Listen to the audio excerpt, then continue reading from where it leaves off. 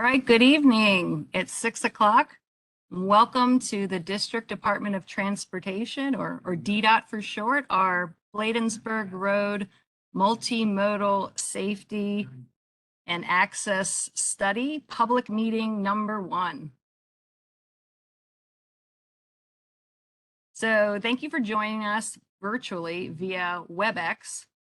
Please note that this is an open meeting and it is being recorded, and that it is also being live streamed on DDOT's Facebook page.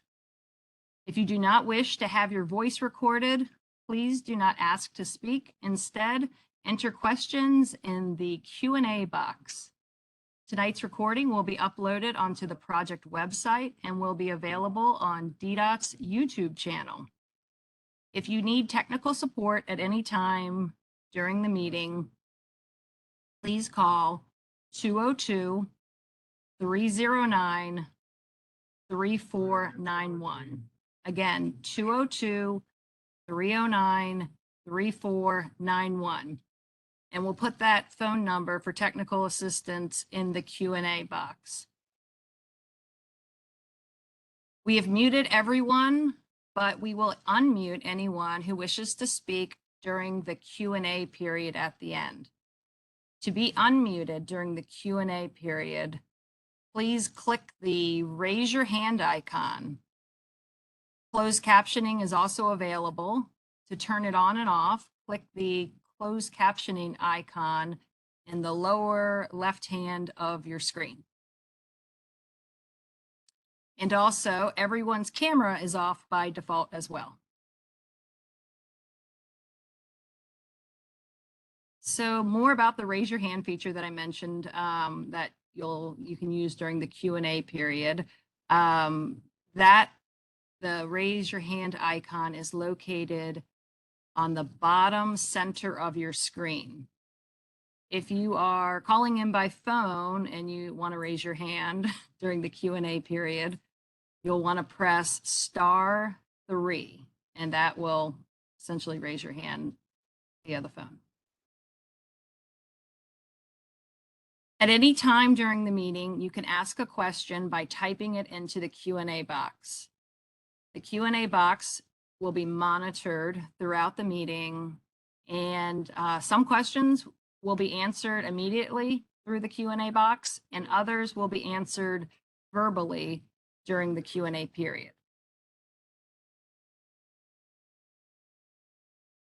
All right, so here is a look at the agenda for this evening's meeting. Half of the meeting, we are going to go over existing conditions along Bladensburg Road. And then the other half of the meeting, we're going to want to hear from you and get your input. So we have a lot to cover, so let's go ahead and get started.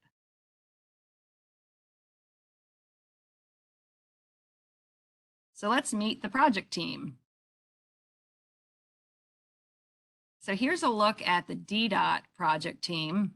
I'm Karen McAllister, the project manager, and I'm joined this evening also with our 2 deputy project managers, George Branyan and Ed Stoloff. And here's a look at the consulting team for the project. Now let's get into the meeting and the project objectives. So during tonight's meeting, we will explain the study's goals and discuss the existing conditions of Bladensburg Road. We will report on what we've heard from the community so far, and we will show photos of some safety solutions and ask for your feedback through a live survey and question and answer period at the end. So the purpose of the study is to conduct a multimodal traffic study. So that means multimodal means cars and trucks, buses, walking and biking. So we're going to conduct a multimodal traffic study to review and analyze the safety and access of all users of Bladensburg Road and develop solutions to improve safety. As part of the review and development of solutions, we're going to develop 2 redesign concepts for Bladensburg Road, and also develop a list of the trade-offs that we're going to want the community to weigh in on. Now I'm going to share a quick overview of the project, and then we'll get into more detail. But the quick overview is, here's a look at the study's limits, which is all of Bladensburg Road, which is from Benning Road to Eastern Avenue. Some of the issues along Bladensburg Road are that it's a high crash corridor, it's combined with speeding, and it carries a lot of commuter traffic. Bladensburg Road has several large, complex intersections that make it difficult for both vehicles and especially pedestrians to cross. And the sidewalks, they're inadequate, and there are no bike lanes. I'm going to take a brief moment and make sure you guys can hear me okay. It sounds like we're okay, so I'm going to continue. But this study seeks to find solutions by developing 2 redesigned concepts for Bladensburg Road, which will make it safer for drivers, pedestrians, and bicyclists. Now let's take a look at the community engagement for the project. DDOT is committed to getting the word out about this project so that we can get input from different groups that live and work along Bladensburg Road. To help get the word out, we have formed a couple of advisory committees. The red box on the top is the Community Advisory Committee, which includes ANCs and appointees from the PAC, BAC, and the Multimodal Accessibility Advisory Council. There's another committee called the Interagency Advisory Committee, the orange box at the bottom. And that committee is comprised of other government agencies, and they're going to give input on the study. We also want to meet with individual stakeholder groups, and this could be business associations and neighborhood associations. We're also doing both low-tech and high-tech outreach. We have low-tech. We've mailed postcards to 13,000 residences and businesses in the 20002 and 20018 zip codes. And then high-tech, where we have an online mapping tool that you'll get to see in a minute, where you drop a pin on the map and you tell us about the issues along the corridor. Here's a look at the project website that has the mapping tool. This is how you'd get to the mapping tool. And the project website is very long, so you could just Google Bladensburg Road and DDOT, and it'll take you to the website as well. So the website serves as the project hub where we're going to upload new information throughout the duration of the project, including presentation, like tonight's presentation will be uploaded, meeting announcements, future meetings, and any kind of engagement activities that we're up to, like surveys and the mapping tool. In addition to the postcards that I mentioned that we mailed out, the 13,000 postcards, sort of our low tech, word is getting out about the project through email and through social media. Channel 7 did a really great story about the project on TV, so I think we'll drop a link to that story so you can check it out when you get a minute. DDOT has also been going out to Bladensburg Road. We've had a couple of pop-up events, and we've been putting flyers inside of businesses and at bus stops. And this is us out on Bladensburg Road at one of our pop-ups and visiting the bus shelters, talking to people. And then here's a demographic snapshot of the study area.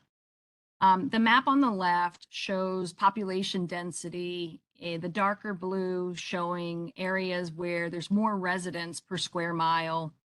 And then if you look to your right, the table, it's showing that 68% of the study area's population is Black, 23% white, and 11% Latinx. There are approximately 30,000 people in the study area, which is about 30% of Ward 5's population. 27% of households have a household member with a disability, and 34% of households do not own a vehicle.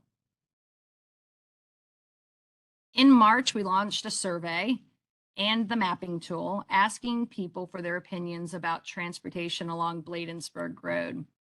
And so this is sort of a snapshot. 550 people have either taken the survey or they dropped a pin using the mapping tool. The majority of the participants are between 30 and 70 years old, slightly more men, and half of the participants are Black, 37% are white, 6% are Latinx, and 3% are Asian. So what did the survey respondents say? Most say that they use Bladensburg Road daily or weekly. Most do not feel safe walking or biking on Bladensburg Road. And the top 3 priorities were identified as pedestrian safety, which was tied with reducing speeding, and followed by bicycle safety. And here's a look at the mapping tool that I mentioned. And there are 300 comments associated with the pins that are dropped on the map. And each of the pins indicate an issue, whether it be walking or crossing the street. There's different categories for the pins. And then this is a snapshot of one of the comments, one of those 300 comments. And so someone writes that the entire corridor is actively hostile to anyone walking, rolling, or biking. And then 3 other people respond to that comment. You know, some of them are agreeing with some of the things they said, and some are disagreeing. So all this is on the website. It's transparent, and you can read people's comments, and you can get involved in the conversation, and you can, you can agree or disagree, and or provide your own comment. So switching from public engagement to the land use and development along the corridor. So this is a look at the land uses along Bladensburg Road, and the corridor can be divided up into 3 general land use sections. Section 1 is from the Starburst intersection to Mount Olivet Road, and this is mixed use. And it also has high to medium density residential and commercial. Section 2, Mount Olivet Road to R Street. This is designated as park and open space. And this is where the Arboretum and the Mount Olivet Cemetery reside. And then Section 3 is from R Street to the district line. And this is zoned predominantly production, distribution, and repair, industrial, and it also has low to medium density residential. So now taking a look at some of the development and projects that are slated for the corridor, and I'll just point out a few. It's a big list. Numbers 1, 2, and 3 are multifamily residential. So those are apartments or condos, and those are at the southern end of the corridor. Number 4 is a very large mixed-use development called New City. That's just starting to break ground. 5 and 8 are projects at the Arboretum. Number 6 is the redevelopment of WMATA's bus maintenance yard. Number 9 is a project for bike facilities that would connect the Anacostia Trail to Bladensburg Road, going through Fort Lincoln. 10 is a project for sidewalks and bike facilities along New York Avenue, and within that new city development connecting to Bladensburg Road. And then number 11 is the Hechinger Mall redevelopment. So now let's get into the transportation, the existing transportation conditions. So this is a snapshot of Bladensburg Road. I'll point out just a few items. The speed limit is 25 to 30 miles per hour in different sections. There are 6 vehicle lanes. There is a concrete median, which is 6 feet wide throughout most of the corridor. Sidewalks are 6 to 7 feet wide. Some locations are more narrow, being only 4 feet wide. There are 13,000 to 23,000 vehicles a day along the road that travel along the road. And there's parking allowed along Bladensburg Road, except during rush hour. And here's an illustration of the 6 lanes that I just mentioned. On top is what it would be during the AM and PM rush hour. All 6 lanes are being used for vehicle travel. There's no parking. And on the bottom is showing that outside of those rush hours that you could park your car along the curbside in either direction. And this is a look at traffic volumes along Bladensburg Road. The numbers in black are pre-COVID numbers, and they were ranging between 13,000 to 30,000 vehicles per day. In 2022, this year, the numbers shown in red, traffic volumes have been reduced approximately 25% in most locations along the corridor. As I mentioned in the beginning of the presentation, Bladensburg Road is identified by DDOT as a high crash corridor, and these blue dots you see are where the crashes are happening. These are injury crashes that resulted in injuries, and between 2016 and 2021, the intersections with the most injury crashes are New York Avenue, 17th Street, Mount Olivet Road, Queens Chapel Road, South Dakota Avenue, Benning Road, and Eastern Avenue. So those 6 intersections that I just mentioned, they make up more than half of the crashes, 57.5% of all of the crashes, injury crashes along the corridor.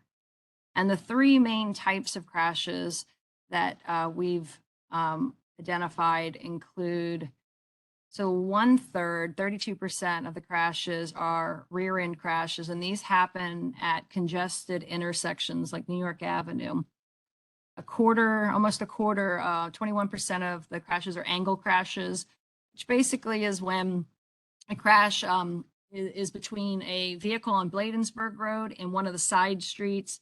And so one of the vehicles didn't follow the traffic rules, and then like they ran a stop sign or they didn't yield. And so that's an angle crash. And then 15% of the crashes are head-on crashes. These are very dangerous crashes.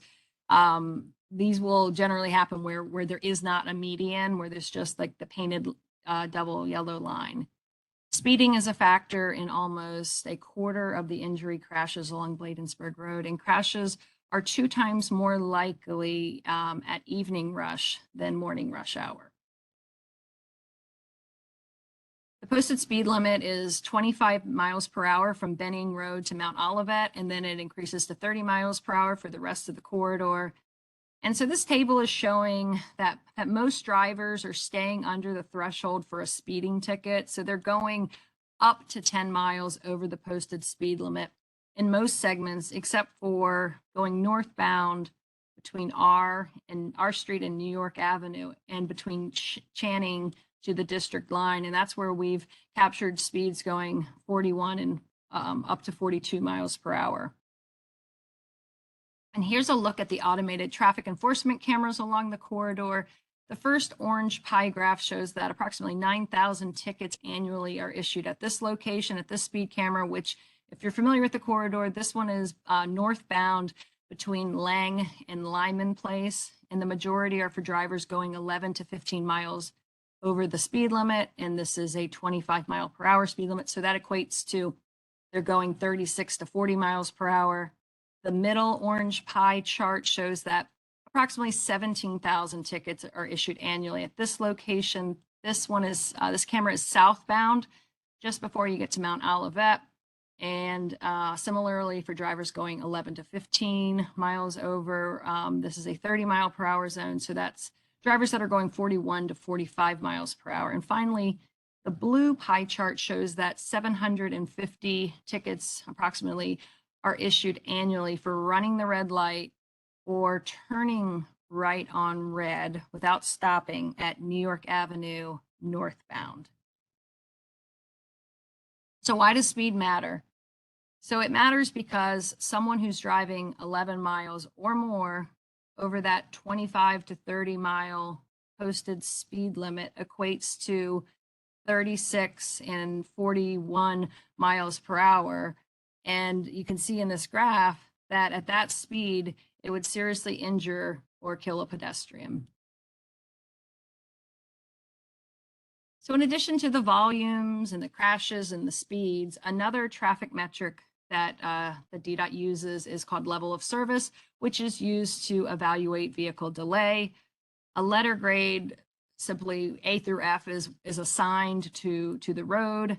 And to give you some context, in urban cities like the District of Columbia, LOSE, level of service E, is acceptable because we have a very compact street network, and there's a lot of competing uses along our streets. Like, people are trying to cross the street, people are turning, people are parking, there's deliveries. So just to give you some context about the letter grades, you would never see an A in an urban city. So the majority of the intersections along Bladensburg operate at LOS, level of service D or better. There are a few exceptions, most notably at Benning Road only during the morning rush, and New York Avenue, the red dot in the center at the bottom, and that's in the evening rush only. So switching from vehicles and driving to pedestrians and walking, the top pedestrian issues along Bladensburg Road are not enough time to cross the street, especially for seniors, people with disabilities, and parents with children, drivers not stopping for pedestrians at crosswalks, and conflicts between pedestrians and bicyclists sharing the sidewalk. The dots on the map are showing the number of pedestrians we counted. There's more pedestrians where the red dots are, that's towards Starburst Plaza. There's also the purple dot in the middle. We observed a good amount of pedestrians there too. That's the WMATA garage facility. They have 500 on-site employees. So similar to the metrics that we used to measure driving conditions, we measure walking conditions. And so this is a snapshot of some of the criteria that we use to evaluate pedestrian level of comfort. So walking along Bladensburg Road ranges from uncomfortable, which are the 3s, to barriers that prevent walking, and those are the 4s. Moving to bicycling, some key issues for bicycling along Bladensburg Road include that there are no on-road bicycle facilities. There are conflicts between bicycles and pedestrians on the sidewalk sharing that space, and vehicles not following the traffic laws, like stopping for a bicyclist who's in a crosswalk when the vehicle is turning. Similar to walking conditions, here's a snapshot of some of the criteria that we use when we evaluate bicycling conditions. So bicycling conditions along Bladensburg Road ranges from uncomfortable, which are the 3s, to high stress, the 4s. And then the dots represent the bicyclists that we counted. The red dots are more bicyclists, and that's closer to the Starburst Plaza. Now here's a look at how people in the study area get to work. In the study area, there's a higher percentage of drive alone trips. There's more bus trips, and there's fewer walking or biking trips compared to all of Ward 5 or the District of Columbia as a whole. Moving to curbside uses along Bladensburg Road, there are 3 types of parking. There's free, unregulated parking, there's 2-hour free parking, and there's 1 and 2 hour you have to pay for parking. And there's also designated commercial loading zones. Also along the curb, there are many bus stops along Bladensburg Road. The B2 runs along all of Bladensburg Road. It has high ridership, likely because it's a long route. If you're familiar with the B2, it runs from Anacostia, between Anacostia and Mount Rainier in Maryland. The B2, it comes every 20 minutes or better or sooner. And the dots on the map are showing the bus stop locations. The red dots are where there's more people getting on and off the bus, and that's near Starburst Plaza, the southern end of the corridor. Switching gears to freight, which is another mode of transportation along Bladensburg Road. Bladensburg Road is a designated truck route. The percentages of truck traffic range between 4 to 10% of the traffic volume. And the section between Mount Olivet and South Dakota is where you'll see more of that truck traffic. So we're going to move into the schedule for the study. So we are, let me see if my cursor can show. So we are right here at public meeting number 1 in June. And we'll meet again. The next public meeting will be in September, meeting number 2. And at the second public meeting, we're going to have some concepts, when I say, the 2 redesign concepts for the corridor to improve safety and access, we're going to share those and also have information about the trade-offs that come with redesigning the roadway. And we want to get your input at that second meeting. And then we will have a final meeting, which will be the late fall. And that's when we discuss the concept that a majority of the community supports. So now I'm going to turn it over to Matthew Ridgway for the interactive survey. Thank you, Karen. I'm going to steal the screen from Karen.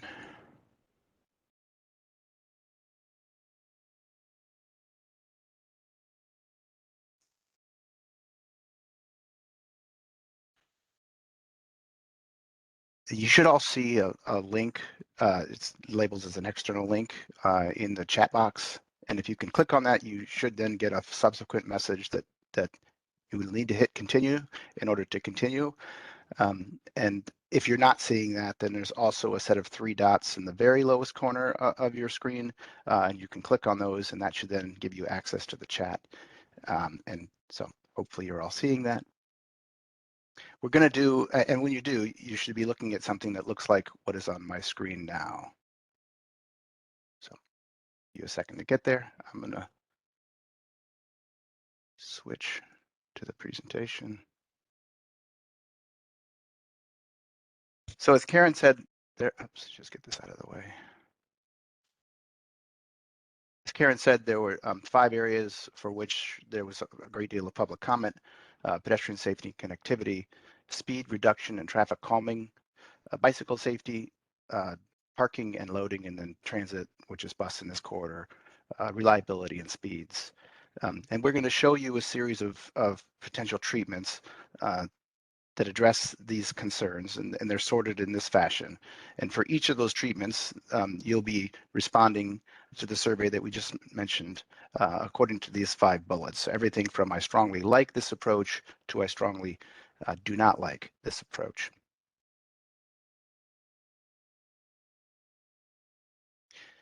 So we'll start with pedestrian connectivity and safety and connectivity, excuse me. But before we start, there are a couple of things that will be part and parcel of any project that DDOT develops within this corridor, and those include improved street lighting, traffic signal timing upgrades. We heard a lot of requests for extended walk times, so that will be a part of anything that we do.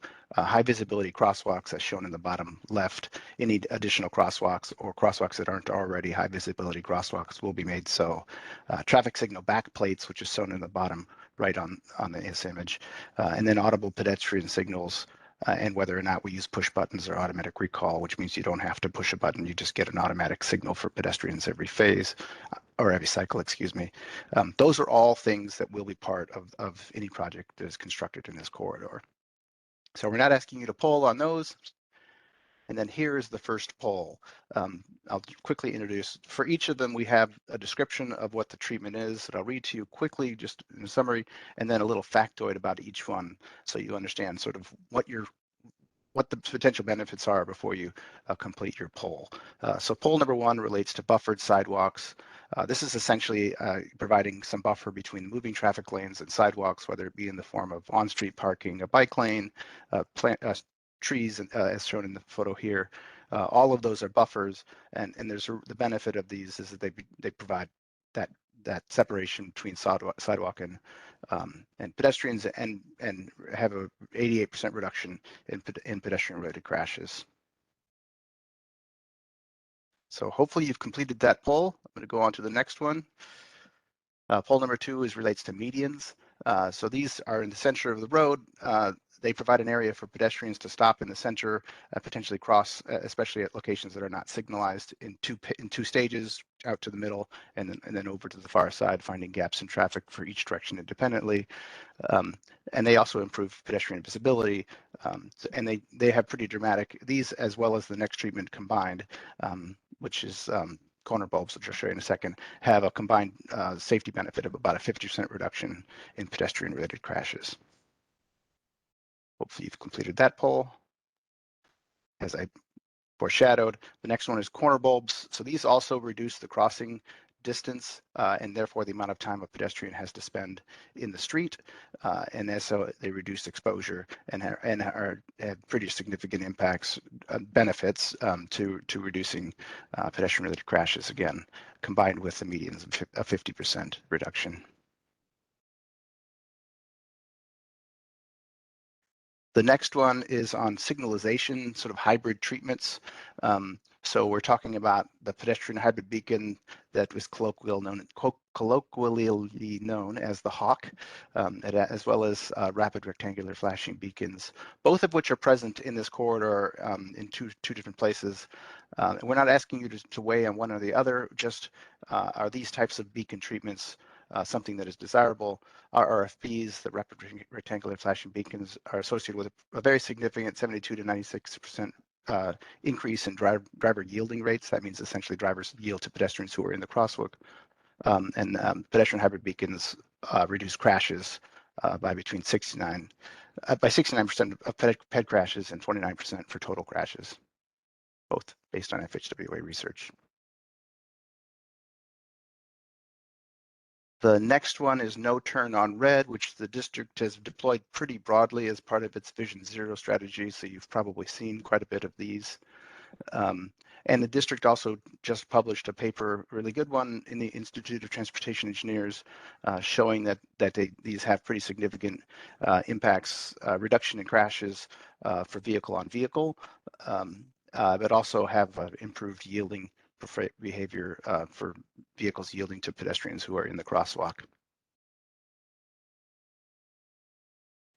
That is the last of the pedestrian stuff. The next section is speed reduction and traffic calming tools. So the first of these is just lane repurposing. Or lane reduction. So this is a study that FHWA has done that indicates that you can get between a 19 and a 47% decrease, in crashes as a result of essentially removing a travel lane. This specific FHWA study is one where it converts 4 lanes, 2 lanes in each direction undivided, to 3 lanes, 1 lane in each direction, and then a center turn lane. And that's the speed reduction, crash reduction that they get as a result of that. This one's significant in that all the other treatments that I've shown you thus far are sort of spot-based reductions in crashes, but usually these lane reductions are done for longer stretches of corridors. So these safety benefits generally apply to a much longer stretch and therefore have cumulatively a much larger reduction in total crashes than other spot treatments. Poll number 7 is on automatic camera enforcement, which you also have both in the form of speed enforcement and red light camera enforcement. Both of those are currently present in Bladensburg, and the question is whether we should expand the use of those. So fixed cameras can reduce crashes on urban principal arterials up to 54% for all crashes and 47% for injury crashes, based on an FHWA proven safety measures study.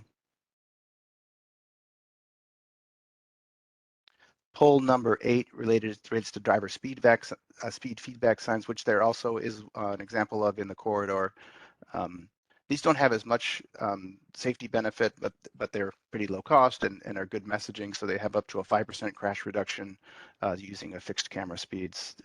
So the way it generally works is you have the posted speed limit, and then below it you'll have something that tells the driver what the speed they're traveling, and often a supplementary message below that says something like slow down if the vehicles are traveling above the posted speed limit.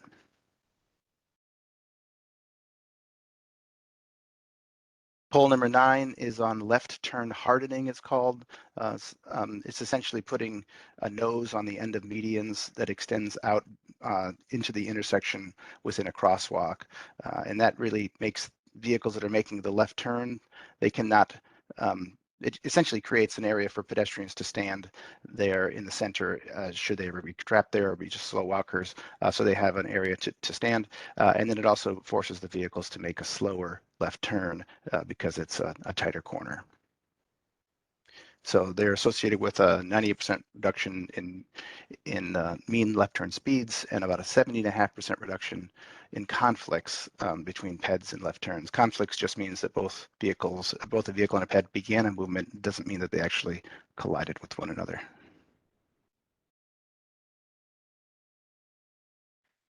The next section is on bicycle safety tools. So this is poll number 10.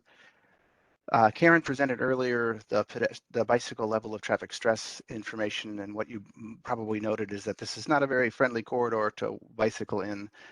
When we evaluated different types of bicycle improvements that could go into the corridor, it became apparent that some sort of protected bike lane was the only way that we could get to a level of traffic stress of 2 or 1, which are the more desirable ratings. That's the ratings at which you can get a much larger portion of the population to feel comfortable riding and therefore get more people to use that as a mode of transportation. And so we're not presenting to you options related to traditional on-street bike lanes. We're only presenting an option related to a protected bike lane. And the benefit is that they make people feel more comfortable, and the result of that is you can get a lot more people to choose to ride. The next set of polls is around transit reliability. So poll number 1 relates to bus bulbs and inline boarding. This essentially is putting the bus stop out in the street, usually the width of the parking, and that therefore the bus doesn't have to exit traffic. And then the more difficult part for many buses is getting back into traffic, especially when it's congested. And so that can be a source of delay and unreliability.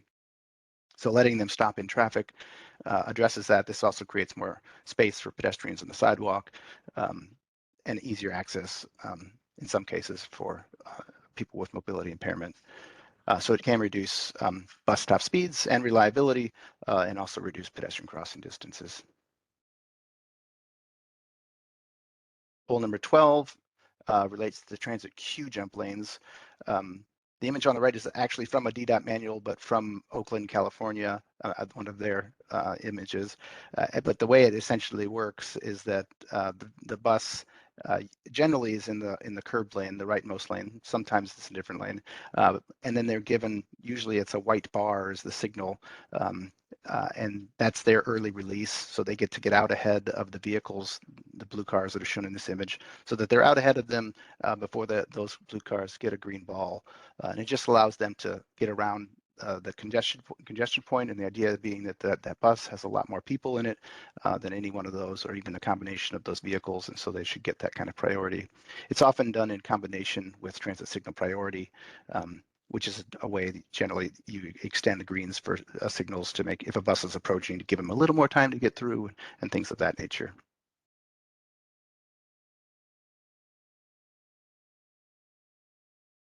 Okay, the next section is on parking and loading tools. This is a constrained corridor, and so the primary thing we're trying to get at is what are trade-offs we're willing to make. And so on-street parking is pretty prevalent throughout the corridor in order to accommodate other improvements for bikes, for transit, for goods movement, and so forth. There's a desire potentially to remove parking in certain sections. So this question is really sort of trying to understand how dear is this parking to everyone, and so sort of what is the viability of removing parking in certain sections in order to accomplish project objectives around multimodalism. Other benefit of parking is it does provide a physical barrier for sidewalks, which can be a pretty significant safety enhancement for people walking. Okay, the last poll is on designated bus loading zones. I'm sorry, business loading zones. So this is for trucks. So the idea is we would potentially set up areas that are loading zones as you currently have, but also maybe even have things like opportunities to subscribe or reserve spots in order to load. And then just making sure that these loading zones are placed, especially in areas where businesses don't have other off-street parking loading areas designated in order to avoid double parking and blocking traffic lanes. That is the last of the polls.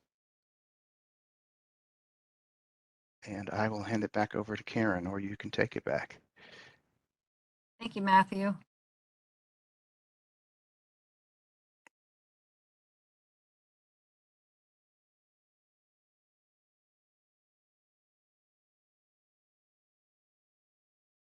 right, well, hopefully everyone was able to take the survey, and we are going to publish the results of the 6 o'clock, and then we also we're going to do this again at 7 o'clock, and so we're going to post those results on the project website. And I believe the link for the survey was put into the chat. So if you fell behind on a couple of questions, check the chat, and there's a link, and you can answer, I guess, more at your leisure.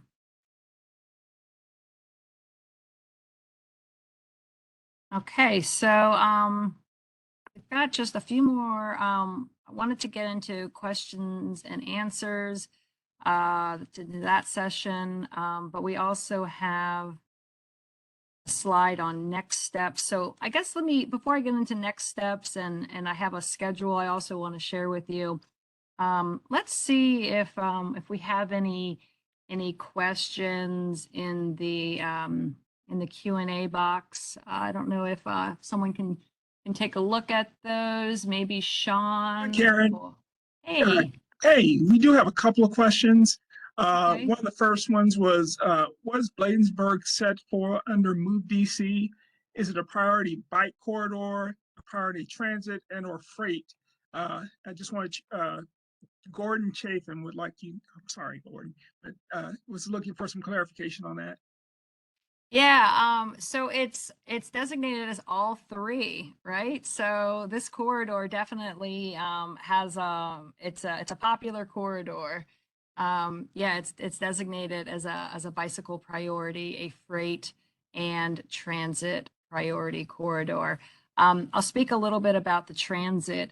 There are a lot of transit priority corridors identified in the district, and so for this project, we're looking at not like a designated bus lane, just because this is a lower priority transit corridor than some of the others across the district, but we definitely want to do transit improvements. And so some of those might look like bus bulb outs, so the bus can just stay in the lane. It doesn't have to pull over. So that helps with efficiency and keeping the schedule. Queue jumps where the bus, if it's running behind it, the light will stay green for just a bit longer, or they'll get to go before vehicles, things like that. We also want to look at safety. We want to look at the locations of the bus stops and making sure that people can access them safely. And also the locations, if there's any redundancy or things that don't make sense, we're going to look at those as well. Okay. Someone did ask a clarification question on this, the preference survey, and yeah, I wish I could have raised that a little bit earlier. They wanted to know if they liked an approach. Does that mean for example, they liked parking or like removing parking? I think they were looking for a little clarification on that. Yeah, I think the intent on that question was if you said you liked parking, then we were going to try to retain the parking. Apologies that I didn't make that clear. And then there's nuanced, right? You can really like it, or you can like it, or you can just kind of be neutral, I think. And then you could not like it, or you could really not like it. So we're looking for sort of a scale. That's why I think there's 5 choices. So hopefully that helps a bit. Okay. The next comment was the note was the combination of bike lane and bus bulb outs on 14th Street has been a clear miss, leading to blind conflicts between right turning vehicles at intersections. What treatment would you look at in this route to solve that? And can we move the bus stops to the receiving side of the intersection? I was wondering maybe if George or Ed, could you guys speak to the 14th Street project? Yeah, I can jump in a little on that. Yeah, I think the problem on 14th Street is the shelters create the blind spot when they're on the near side of the intersection. So that would be something we certainly wouldn't want to do again. And generally both WMATA and Metro and DDOT look for if we do realign bus stops, far side is typically better unless the bus has to turn at an intersection and has to stop before that. So, but it depending on what kind of configuration we end up with, it's very possible there could be bus platforms such as the Zikla or the bus platforms that we have in some other projects where the bikes don't necessarily go behind the bus stop, but they kind of share it in a way that allows the bus to stop in lane to make the bus efficient, but also provides a very visible way for the bikes to go through the bus area. So we would, it's a good comment about some of the things that unintended consequences of the bus islands on 14th Street. So thanks for that comment, but we would definitely keep that in mind.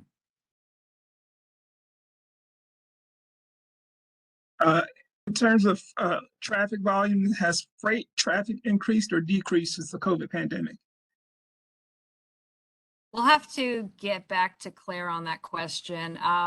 I think the data that I show in my presentation, let me see if I can go back to that slide. I think that it's just showing,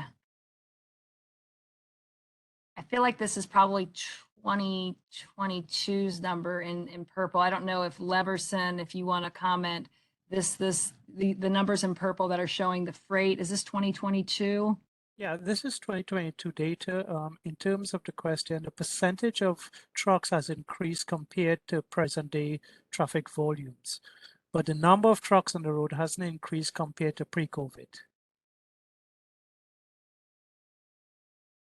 So Leverson, just to reiterate, you're saying that the number of truck traffic has not increased since pre-COVID? That's correct. But in terms of present day percentage, it is increased. The percentage of our trucks in the present volumes is up. Sure. So you're saying that because vehicle, like commuters, right, non-trucks, non-deliveries, since those numbers are lower, that the delivery trucks, the freight is now representing a higher proportion of the total vehicle volumes? Yep, correct. Okay, thank you. I had to say that out loud and walk myself through it.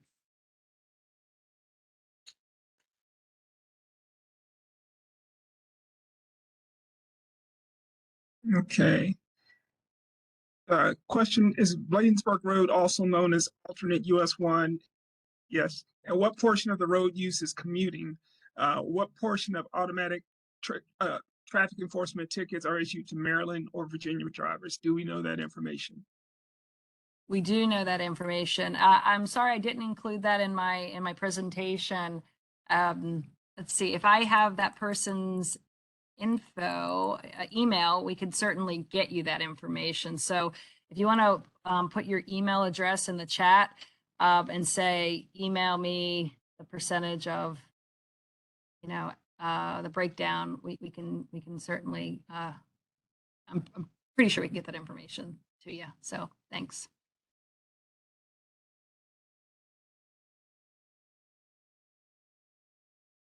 Okay, next. How does DDOT incorporate ADA parking into projects with bike lanes? I support the protected bike lane on this corridor, but I encourage DDOT to also investigate ADA parking spaces where they're needed. I've heard from residents that bike lanes can make it difficult for the disabled or elderly to exit the vehicle because the bike lane is in between the parked car and the sidewalk. Yeah, we will certainly work with our ADA coordinator at DDOT as we come up with designs for the project. I don't know if anyone else on the team, wants to weigh in with anything more specific. Yeah, I'll just jump in and say you can take a look at K Street Northwest, where we have 2 designated ADA spots that have sort of an access aisle. We actually pinch the bike lane down a little bit and make it clear that this is an area where a disabled person could be exiting the vehicle and getting into a wheelchair or exiting the area that's designated for them. And then they have a clear and short distance to a curb ramp that's nearby. We also constructed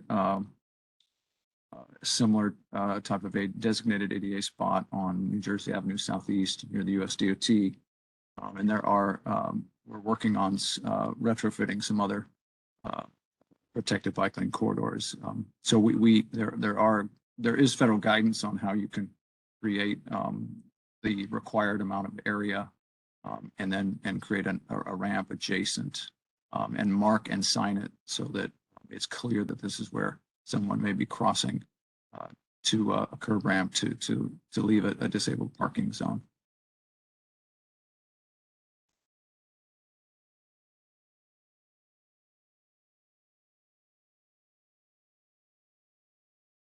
Okay.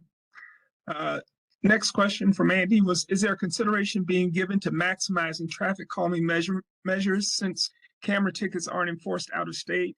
And is there data on the percentage of camera tickets that are never collected due to being out of state? So the first part is, are we looking at traffic calming beyond cameras? And definitely.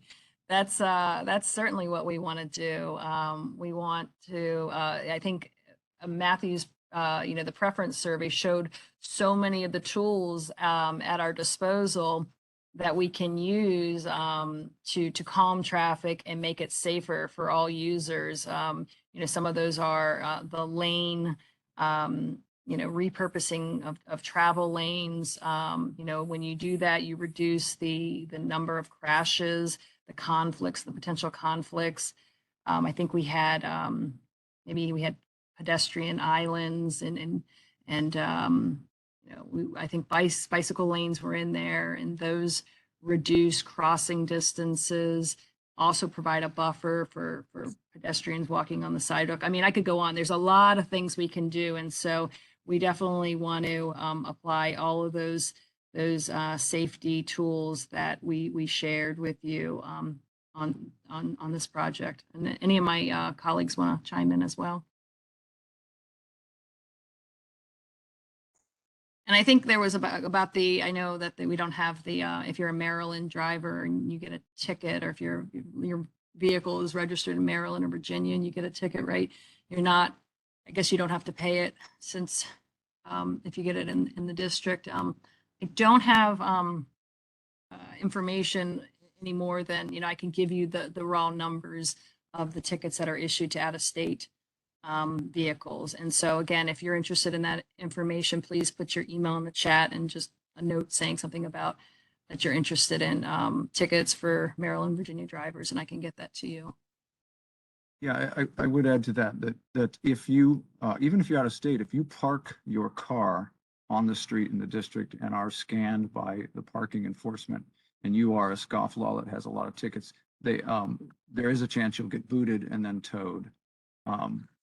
The scofflaws who get away with it are people who live actually both in the district, except that they would be caught when they go to renew their registration. But the out-of-state people, that is the reciprocity agreement that we are still working on with Maryland and Virginia, is to allow them to enforce these by not allowing, requiring people to pay traffic tickets before their registration is renewed.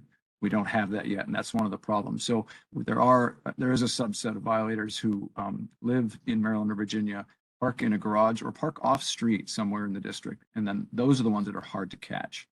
But I do know that recently DPW did a sweep, and all over the district, there were a lot of cars booted and then towed recently. I believe that was for parking violations, but they are beginning to do more of that for the automated traffic enforcement tickets. So we do have some tools to get at those people, so they're not completely sort of untouchable. But until we get the reciprocity agreement, it is hard to get some people who are very careful about where they park. Okay. I know we're running short on time before the next session starts, but a quick thing on, do we expect automobile usage to go back to pre-COVID letter numbers or stay at the current volumes? Or how's DDOT handling that? I'd like Leverson to give his opinion on that as a traffic engineer. Sure, Karen. I don't think that the numbers will ever go back to pre-COVID values, because there's a lot of, if you look at the district today, there's a lot of unoccupied commercial buildings, something to the order of about 30+%. And many of the workers and occupants are going remote and will remain remote permanently. So we may get back to within 10% of pre-COVID, but I do not think in the next 5 years we will get back to COVID volumes.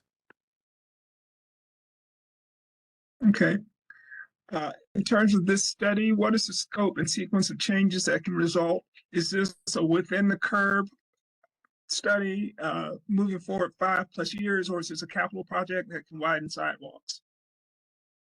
Yeah, so this, I would classify this, DDOT would classify this as a medium build project. So what that means is it's not a quick build project, right? With flex posts and paint that we can put down, you know, fairly quickly. Not a capital improvement project, right? That in the sense that, you know, drainage is impacted, and we're reconstructing fully the whole 2.5 miles of the corridor, moving the curb, but a medium build. So after the study concludes this December, we would then go into the engineering plans, which takes a couple of years, maybe 2 to 3 years. And then, you know, it would have to go out for bid for construction. And then, so I would say maybe 5 years out is a rough estimate. Okay. There were a couple quick, I'm trying to get this, any attempt to try and get a bus lane on both sides of the road. It's not feasible to go down to 2 travel lanes, remove parking to get another bus lane going the other way. That was a question regarding bus lanes. And someone else asked about just trying to consolidate these 2 questions on bus lanes. But just a clarification on where we're looking in terms of bus lanes on the corridor, since this has the 4th highest bus ridership in the district. Yeah, so again, it is, and Move DC does call this, it's identified as a bus priority corridor, but we're not currently looking at dedicated bus lanes, but we're looking at a whole bunch of other things to improve transit reliability and safety. Some of those things I was talking about, you know, the bus bulbs, you know, or that, so that the bus doesn't have to get out of the lane, it stays in the lane, queue jumps, you know, looking at the locations of the bus stops, if they're redundant, access and safety to the bus stops, making sure that people can cross safely. So those are the types of things that we're going to be looking at in this project for transit. Okay. So I'm going to go ahead and just, we only have a minute left. So any questions that weren't answered, you know, put your email in with your question. Some people already did about the out-of-state tickets, so that's really great. We'll get you that information. But so here's the schedule. I think I already went through this slide, and we went through that. Okay, sorry, I got behind me. The immediate next steps here include continue to get feedback from the community. If you didn't get a chance to weigh in tonight, please go to the website and take the survey, drop a pin. You can email me, karen.mcallister@dc.gov, or you can call me 202-285-7791. And then over the summer, we're going to develop a couple of redesign concepts, and we're going to present those to the community in late September. Please sign up on the website so you can get updates. It's just Google Bladensburg Road and DDOT, and you'll get to the project website, and so you can stay in touch with us. So with that, I thank you guys very much for coming out. Oh, I'm sorry. Last thing, Title VI, please. Please take the Title VI questionnaire. This is really important because it ensures that we are informing the public and conducting our meetings in a non-discriminatory manner in compliance with Title VI. So you can either scan the QR code with your phone right now, but I think once you end this meeting, a pop-up box will come up and you'll be taken to it. So thank you very much.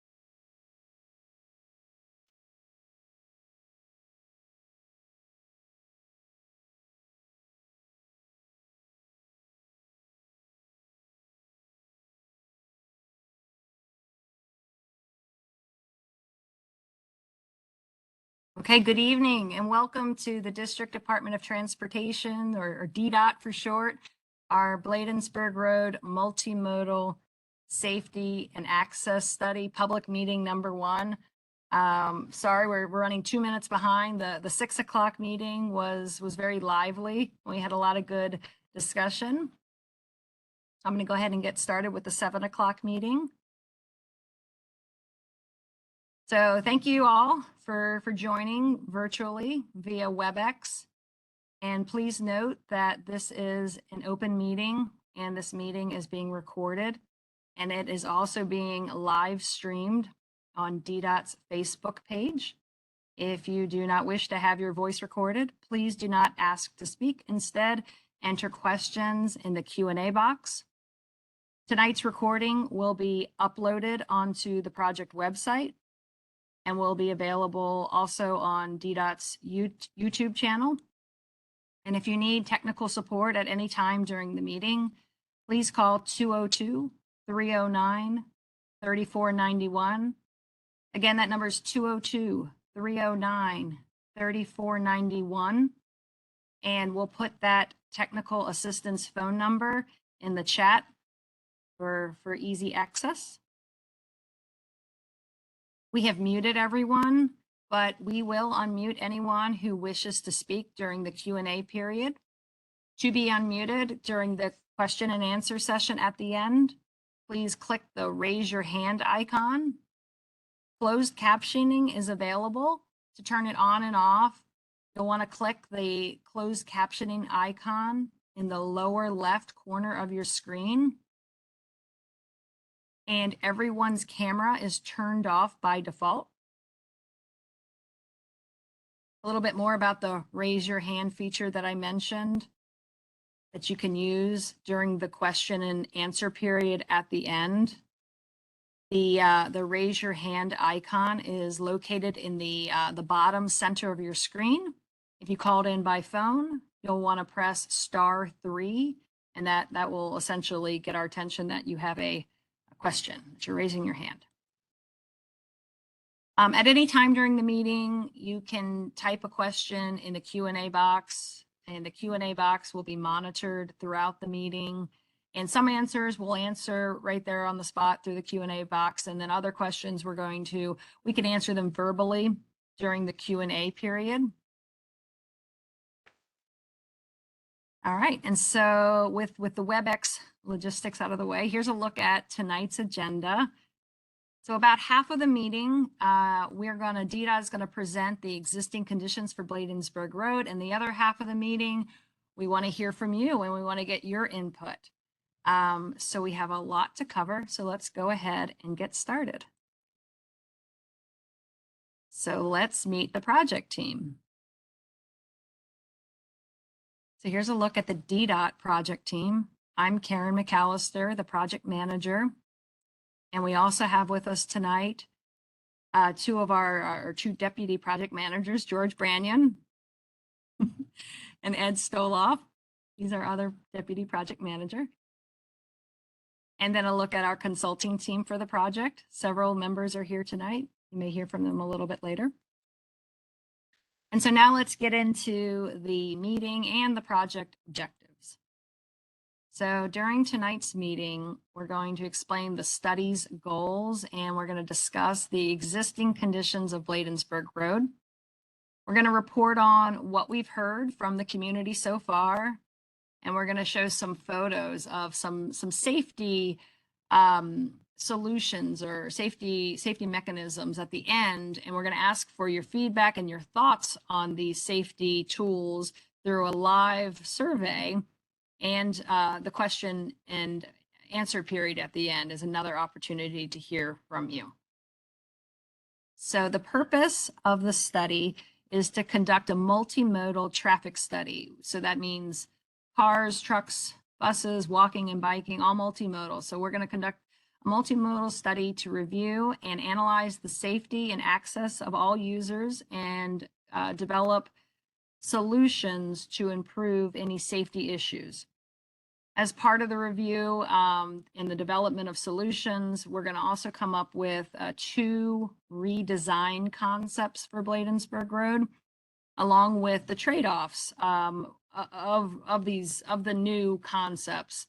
And so these trade-offs we'll give to the community to consider and weigh in on.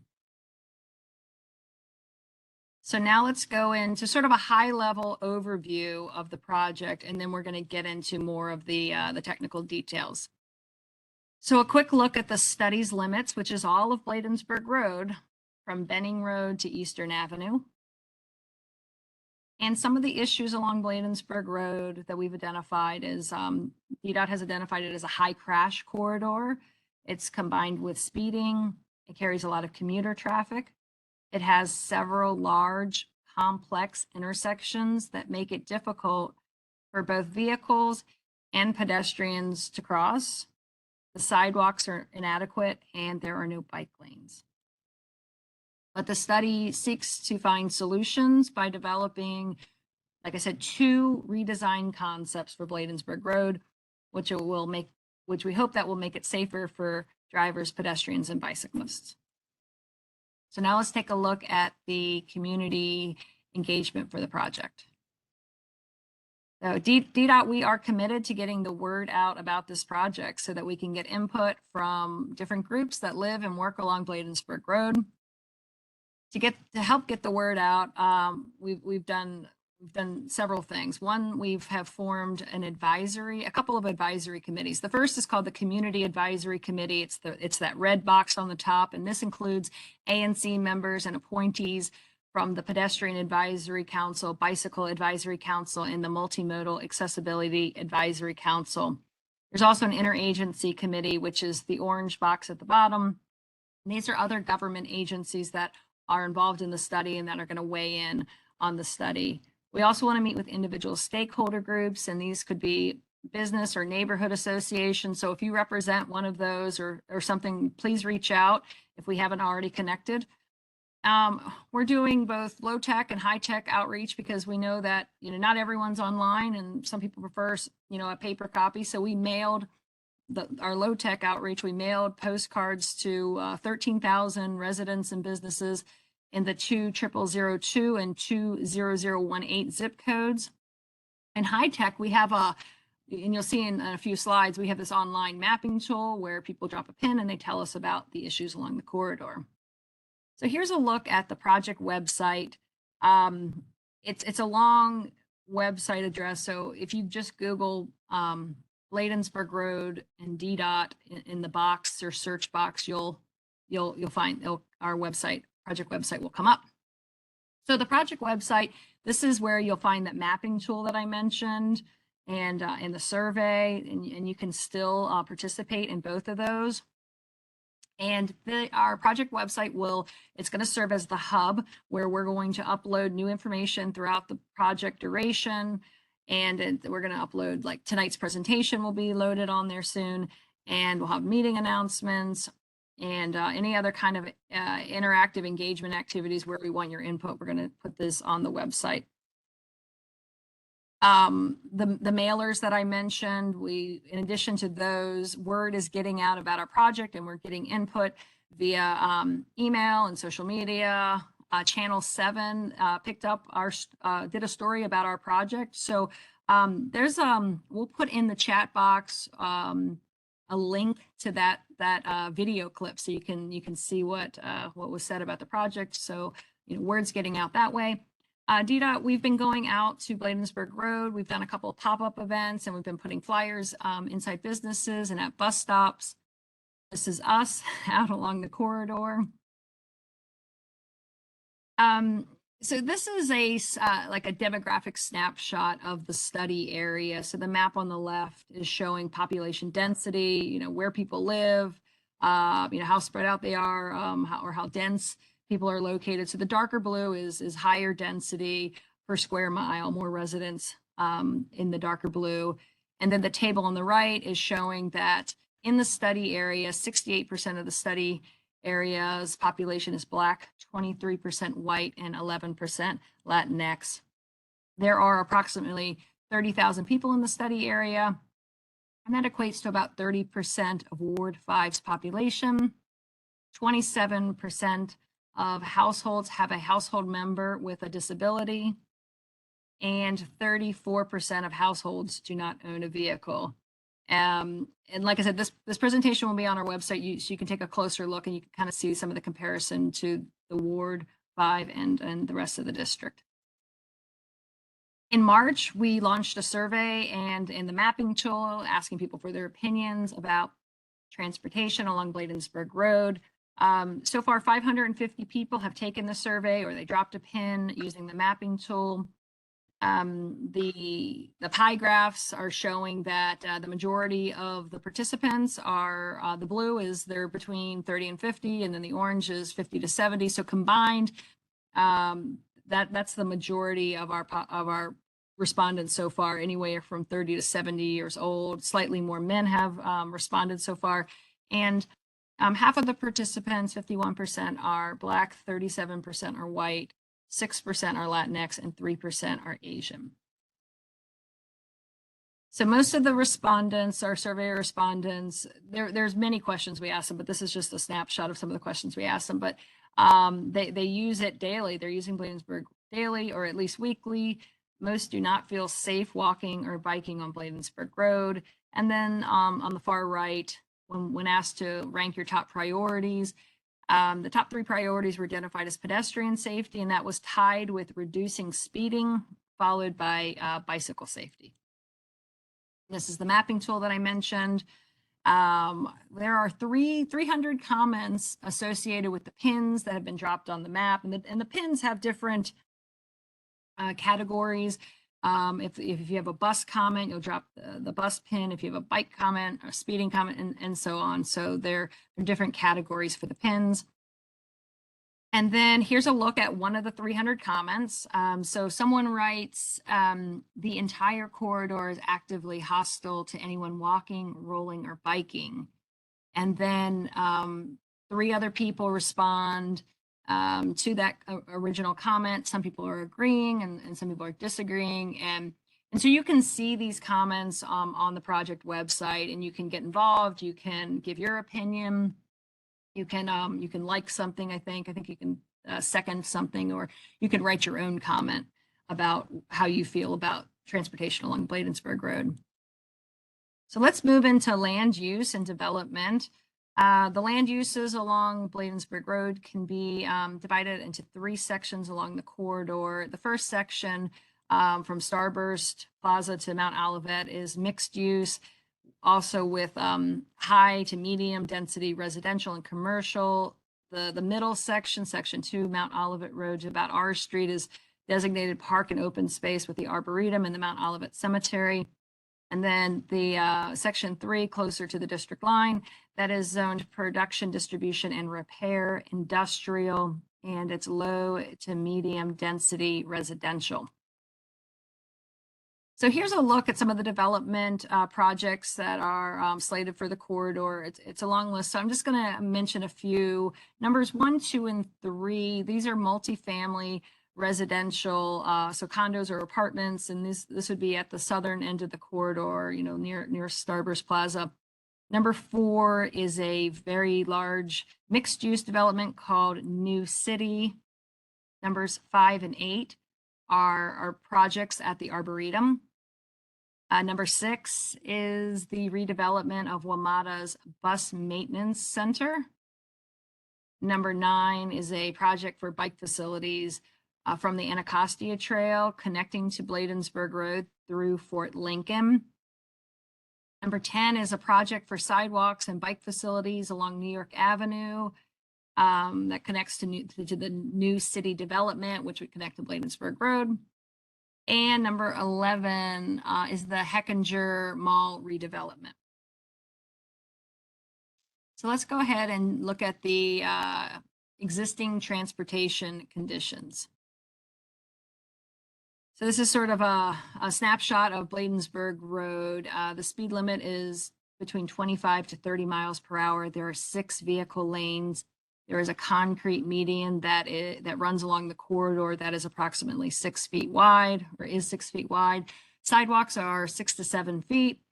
Some are more narrow. The sidewalks in some locations are 4 feet wide. The traffic volumes along Bladensburg Road in 2022, this year, are 13,000 to 23,000 vehicles per day, and parking is allowed along the corridor except during rush hour. And here's an illustration of the 6 lanes that I just mentioned. Shown on top is during the AM and PM rush, all 6 lanes are being used for vehicle travel, no parking. On the bottom, 6 lanes. But the outside lanes, you may park in both directions along the curbside lane during non-rush hours. And then this is a look at traffic volumes along Bladensburg Road. So the numbers in black are the pre-COVID numbers, and those are ranging from 13,000 to 30,000. And then the numbers in red are this year's 2022 numbers. And if you do math quickly, it's showing that it's about a 25% reduction in traffic volumes in 2022 in most locations. As I mentioned in the beginning of the presentation, that sort of high view overview of the corridor, Bladensburg Road is identified as a high crash corridor, and these blue dots are representing where the injury crashes have occurred, and the number of injury crashes that have occurred between 2016 and 2021.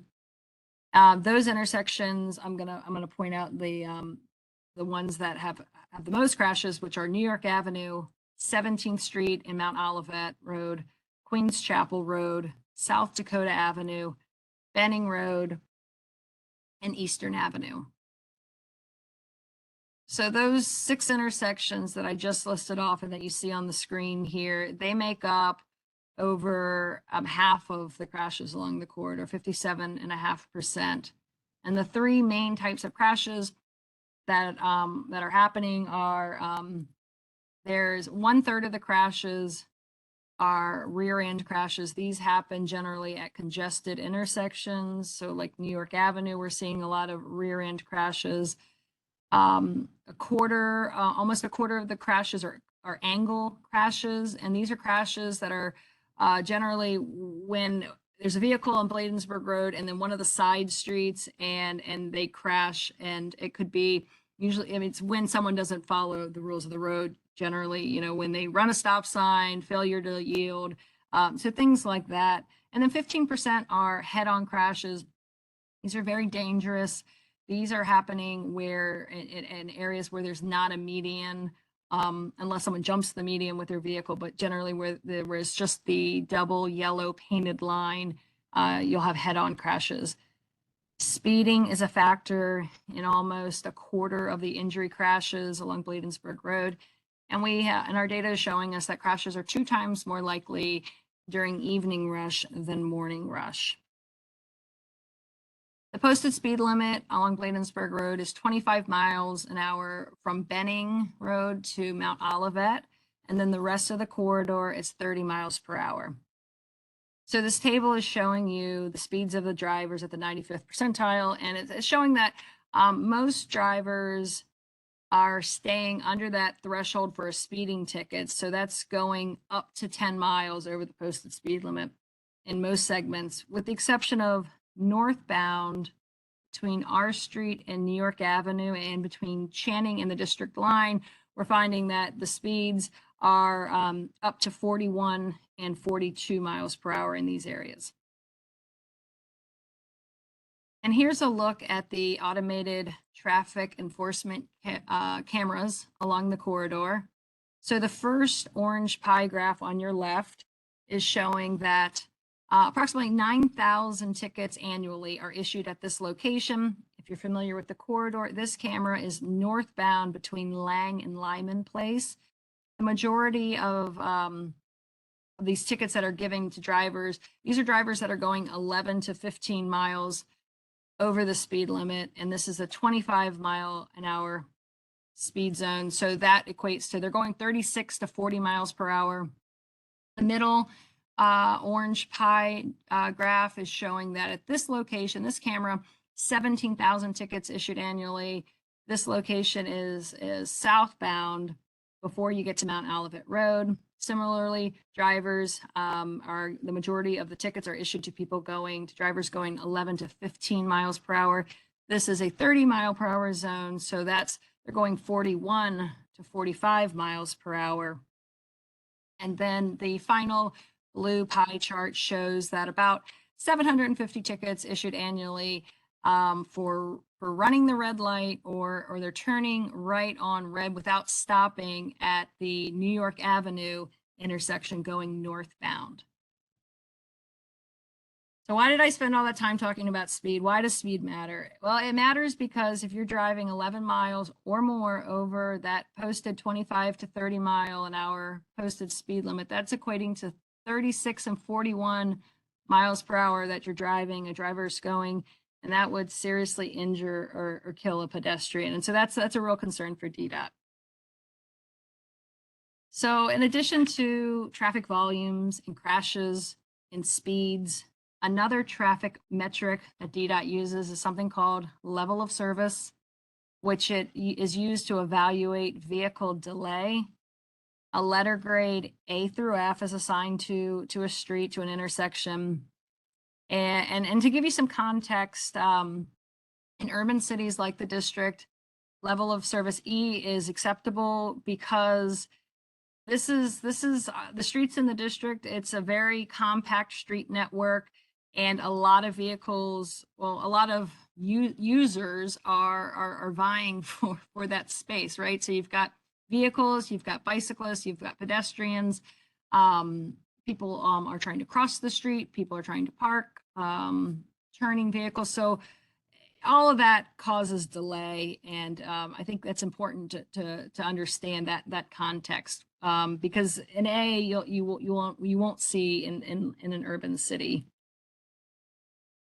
So the majority of the intersections along Bladensburg Road are operating at a level of service D or better. There are a few exceptions, and I'll note a few of them.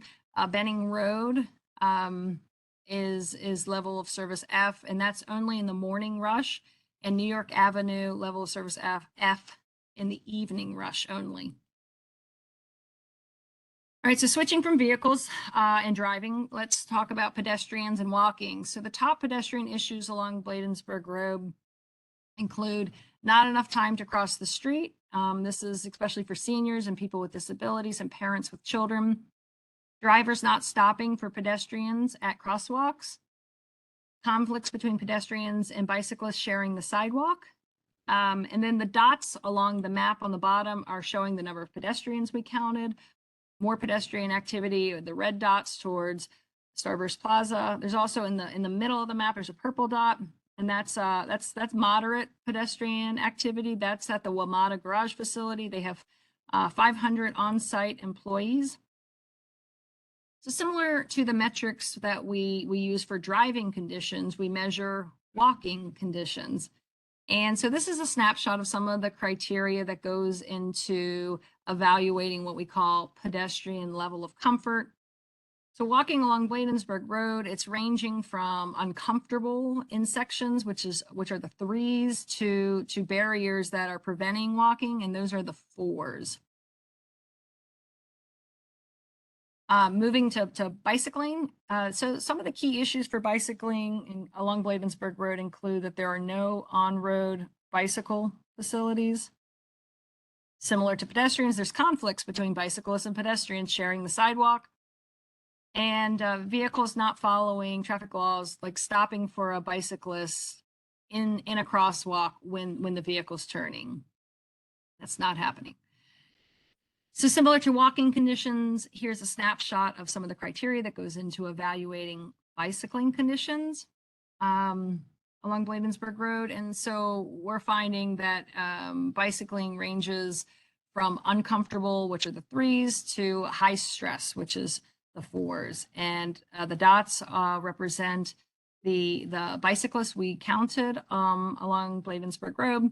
Red is the higher number of bicyclists, and the purple, and that's again towards the southern end of the corridor. Here's a look at how people are getting to work. In the study area, there's a higher percentage of drive alone trips. There's more bus trips and fewer walking or biking trips compared to Ward 5 or the district as a whole. Moving to curbside uses along Bladensburg Road, there are 3 types of parking. There's free, unregulated parking. There's 2-hour free parking. And then there's also 1 and 2 hour, you have to pay for the parking. There are also designated commercial loading zones. Also along the curb, there are many bus stops along Bladensburg Road. The B2 runs along all of Bladensburg Road. It has high ridership. It's likely because it's a very long route and it's running between Anacostia and Mount Rainier in Maryland. The B2, it comes every 20 minutes or sooner. And the dots on the map are showing the bus stop locations. The red dots are where more people are getting on and off. And that's, again, towards the southern end of the corridor. And then switching gears to freight, another mode of transportation along Bladensburg Road. Bladensburg Road is a designated truck route.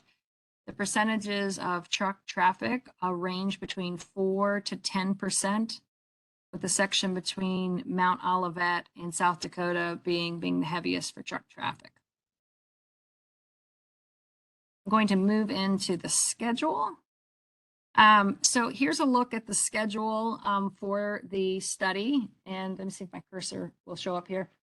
Here we are at public meeting number 1. We're in June. And then we'll have another public meeting in late September. And over the summer, DDOT is going to, we're going to draft some redesign concepts of what safety improvements could we do to Bladensburg Road, and then bring those to the next public meeting in September, and get the public's feedback, get your input on what you like and don't like. And also we're going to explain the trade-offs. When you do this, that happens, or that information is going to be important in making our for the community making decisions. And then we'll have one more public meeting, and that will be in the late fall, and that's when we reach a consensus on which concept folks want to get behind. So I'm going to turn it over to Matthew Ridgway, and he is going to get into a safety interactive survey with you. Thank you, Karen. Okay. As Karen said, we're going to do a survey, just the logistics first. In the chat box, you should see something that says external site. If you click that, it'll take you to a Microsoft survey. I think you also have to click continue. So go ahead and do that, please. Yeah, if those options don't appear to you, then there should be 3 dots that appear in the bottom right of your screen. And if you do that, it should call up the chat window, and then you should be able to do that same process of clicking external site and clicking continue. Once you do that, you should get a survey that looks like what's up on the screen now. Okay. I'm gonna switch to the PowerPoint.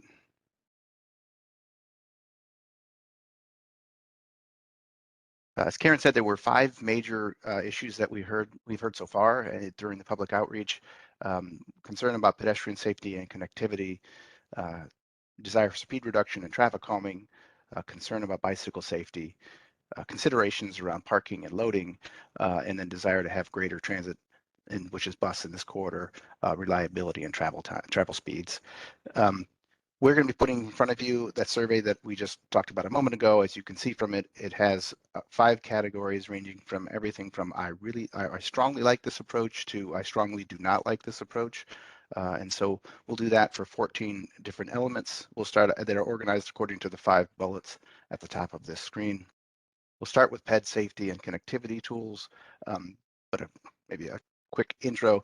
There's some treatments that especially around around pedestrian safety that DDOT will do regardless of which alternative is selected or the preferred treatments, and those are just sort of default treatments that DDOT does as part of all projects in this day and age, and those include improving the overall street lighting, so not the traffic signals but the illumination, but also some traffic signal upgrades. We've heard a lot of comments about wanting to have more walk time and or extended clearance interval slashing don't walk time. High visibility crosswalks are now a part of all projects, which are shown in the bottom left of this slide. And then traffic signal backplates, which is the yellow area around a traffic signal, which is shown in the bottom right, are also just part and parcel of any project that DDOT would do, as well as ADA accessible pedestrian signals. So those are not polling on. Each of the poll questions, and this is the first, will have a description of a treatment and then a quick factoid of something that describes the benefit of that treatment. And the idea is that you're going to then click on one of those 5, everything from I strongly like to I strongly dislike for each one of these. So starting with poll 1, it's around buffered sidewalks. This essentially is an area between the moving traffic and the sidewalk. It could be parking, trees, as shown in the picture here, separated bike lanes, or bike lanes are also buffers. Any of those provide separation between travel lane and the sidewalk, and prevent 88% of pedestrian-related crashes within sidewalk environments. So you're going to do your poll number 1. Poll number 2 is on medians. Medians run down the center of the road and are an area for pedestrians to wait. Often at uncontrolled crossings, pedestrians will cross to the center, only having to look at one direction of travel, then can wait in the median, cross to the second half of the street, looking for a gap in that traffic. And this, combined with the next treatment I'm going to show you, which is corner bulbs, have a reduction of crashes, pedestrian crashes, excuse me, of about 50%, according to an FHWA study. So you complete your poll for that one. As I mentioned, poll number 3 is on corner bulb outs. These extend the sidewalk into the street slightly, reducing the distance that pedestrians have to cross in the street, improving the pedestrian visibility for anybody standing on the corner, and just generally reducing the amount of exposure pedestrians experience when they're trying to cross the street. As I noted before, this in combination with medians has a 50% reduction in pedestrian crashes. Poll number 4 is on hybrid beacons in general. So this could be a pedestrian hybrid beacon, colloquially called a hawk, or a rapid rectangular flashing beacon. Neither of them is a full signal, but they have dramatic increases in the rate at which drivers yield to pedestrians. So rapid rectangular flashing beacons are associated with driver yielding ranges from 72 to 96% for pedestrians. That's dramatically higher, orders of magnitude higher than at uncontrolled crossings that don't have rapid rectangular flashing beacons.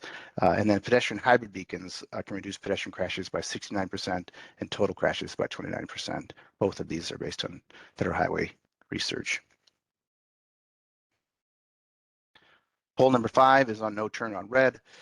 This is something that DDOT has done a lot of as part of its larger Vision Zero efforts, and also published a really good article in the May edition of the Institute of Transportation Engineers Journal that demonstrated that vehicle-to-vehicle crashes, that is one vehicle hitting another, experienced a 97% reduction after implementation of no turn on red. And they also identified that there was a significantly higher yield rate. So drivers would yield to pedestrians in the crosswalk at a higher rate. The next category of improvements is around speed reduction and traffic calming tools. The first of these is the lane reduction. The specific study that we're citing here, which indicates between a 19 and a 47% reduction in crashes, is a federal highway study that looked specifically at reducing from undivided roadways, a 4-lane in this case, or in the case of the FHWA research, to 3 lanes, 1 lane in each direction in the central turn pockets. And they showed dramatic reductions in crashes. Similar levels of crashes have been noted in other lane reductions from 6 to 5 and so forth, from 6 lanes to 5. Sorry for using jargon. The real important thing about this one is all the other treatments I've showed you thus far are sort of spot-based reductions in crashes where you implement that specific improvement. Because this is a corridor-wide improvement, often the reduction in crashes applies to the larger number of crashes that take place within the larger corridor. And so this is one of those treatments that just gets dramatically more safety benefits than any other treatment that we could deploy in the field here. Poll number 7 is around automated traffic enforcement using cameras. There are both red light cameras and speed cameras within the corridor. The idea is, do we want to deploy more of those? And so you can complete the poll on whether you strongly support or agree or strongly disagree. Strongly dislike, sorry. And fixed cameras can reduce crashes on urban principal arterials up to 54% for all crashes and 47% for injury crashes. So pretty significant benefits according to another federal highways study. Poll number 8 is around driver speed feedback signs. These are not, don't get as much safety benefit, but they're a good PR piece, public relations piece, and they're relatively inexpensive to install. So this is usually a sign posted underneath a posted speed limit sign that will tell the driver the speed that they're actually traveling, with a supplementary placard underneath that usually will have a message like slow down if you're exceeding the posted speed limit, associated with 5% reduction in crashes. The next one is left turn hardening. So this is the placement of a median on the intersection side of a crosswalk, and that does a couple of things. It provides an area for pedestrians to stand in the crosswalk should they not be able to cross the entire distance at once and not be at risk of having a vehicle take that corner at a gentle turn and enter that zone. And it also requires a vehicle to slow down more so they can make a tighter turn. So it reduces the speed of vehicles. Hardened center installations are associated with almost a 10% reduction in median left turn speeds. and a 70.5% reduction in conflicts. Conflicts doesn't indicate that it actually is a crash. It just means that a car and a pedestrian both started a movement that might have resulted in a crash if they had both proceeded. So it's different than many of the other statistics that we presented related to crashes. The next one is on bicycle safety tools. It's important to note that, as Karen said earlier, the level of traffic stress for bicyclists in the Bladensburg corridor now is in the 3 to 4 range, which is pretty unfriendly and inhospitable for bicyclists. We've looked at what types of improvements would improve that to something that would be in the range of an LTS1 or an LTS2. Those are ranges in which you would get a larger portion, a very significantly larger portion of users to feel comfortable riding. And the idea is that if you can get facilities so that a larger portion of people feel comfortable riding, then more people will start to ride. As Karen noted earlier, there's this area experiences less bicycle travel than other areas of the district, and this may be one of the reasons. So we've only put forward a protected bike lane. We haven't put forward a traditional bike lane, which would be between the traffic lane and the parked car, because a traditional bike lane would not achieve an LTS of 1 or 2 within this corridor, but a protected bike lane would. So this is the only facility that this or even more protected and separated bikeways are the only ones that would achieve an LTS 1 or 2. So the only one we're putting forward within the poll.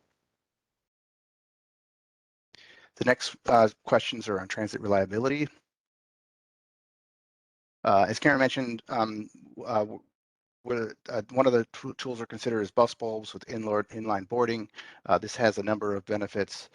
In addition to just offering more space for pedestrians, it also allows buses not to have to exit the travel lane in order to pick up passengers. But even more so, it allows them not to have to try to re-enter the travel lane, which could be a big source of delay and unreliability, especially in congested corridors. And we're asking you to put your poll on that one. Poll number 12 is transit queue jump lanes. Transit queue jump lanes are essentially lanes that for short segments are dedicated for the use of transit vehicles. In this case, in the image on the right, it's a right turn. It's a parking area that might also serve as a right turn. Buses are permitted to use that, and they get an advanced signal. It's usually a white bar, and that precedes the vehicles, the blue vehicles in this image, getting a green ball. So the buses get 2 or 3 seconds to get out ahead and essentially jump the queue, hence called into queue jump lane. And these are often partnered or done in combination with transit signal priority, things that allows the signal to be more responsive to buses, such as when a bus is approaching late in a green, it will extend the green for an extra 2 or 3 seconds so buses can go ahead and get through once it detects that a bus is nearby. Complete your poll on that one. Parking and loading.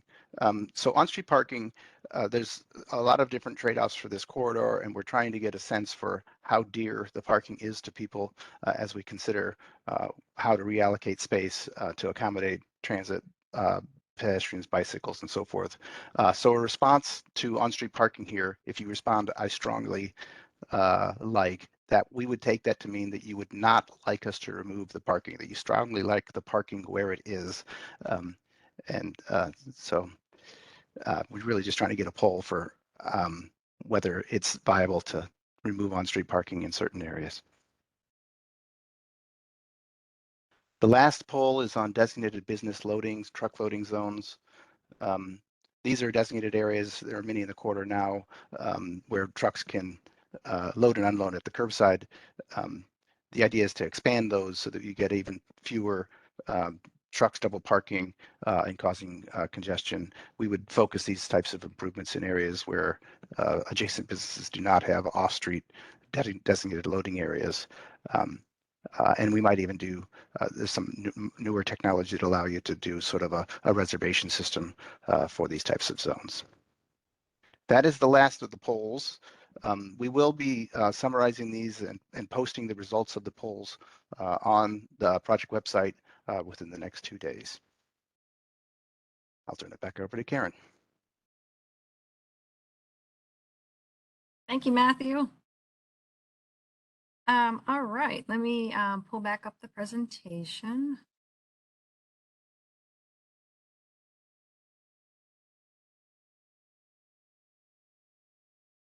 Okay, and so we just finished the survey, and like Matthew said, we will compile everyone's responses and we'll put that up on the website in the coming days.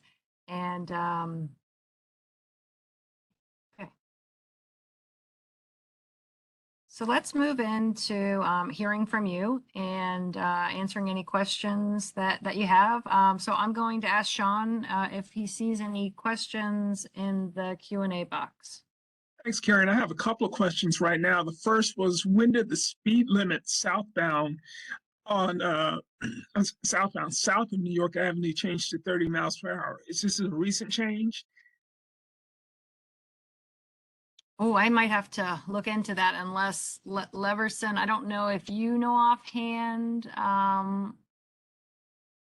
when the No, speed limit. Karen, we do not know offhand. That's something we're going to research and get back to the person once they have And their email address.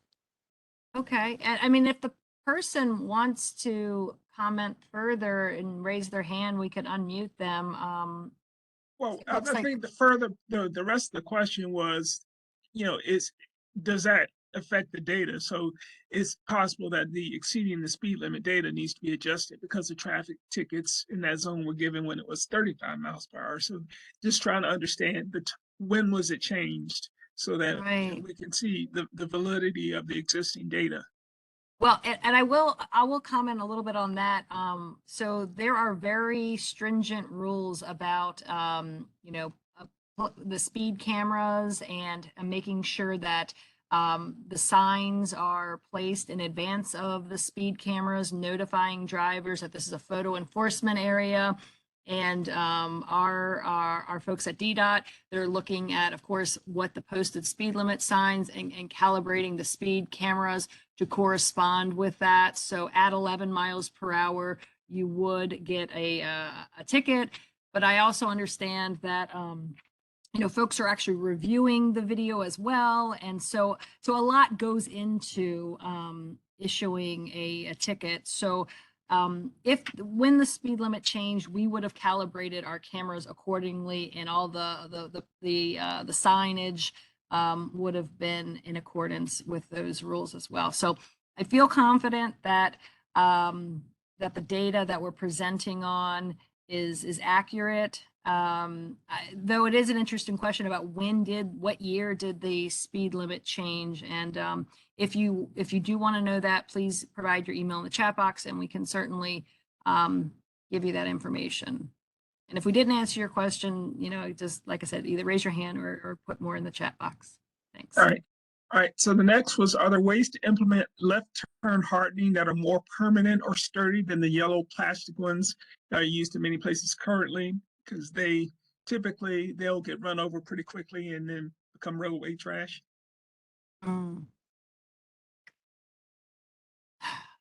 I don't know, George or Ed, do you have any thoughts on that one? I do know that we've started using, so the first ones that were installed when the left turn traffic calming program began were the quick curb bases and then the tall and wide sort of flex posts, sort of heavy duty flex posts. And those did pretty well with passenger cars, but a number of trucks started to hit them and they started to become roadway trash. So we've gone to using those